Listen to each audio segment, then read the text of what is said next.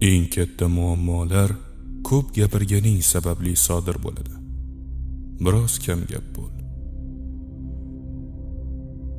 Hech qachon qarz so'rama, chunki qarz faqat boshqa qarzni keltirib chiqaradi.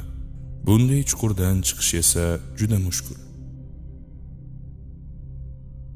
Hayotingni boshqalarning hayoti bilan solishtirma. Shunchaki ertangi hayoting kechagidan yaxshiroq bo'lishiga intil. Hech qanday afsus o'tmishni o'zgartira olmaydi va hech qanday xavotir kelajakni o'zgartira olmaydi. Bajarishga ko'zing yetmayotgan va'dani berma.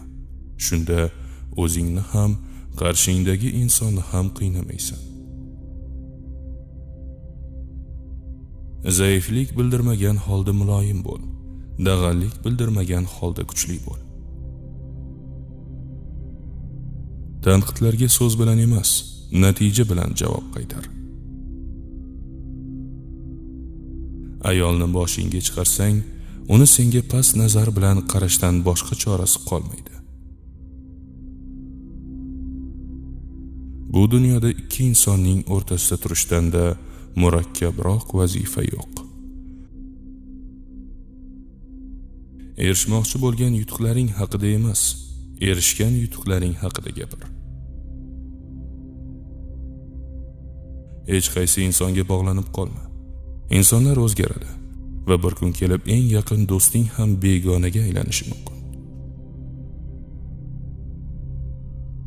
Muhim ishlarda hissiyotlarga tayanib qaror qabul qilma.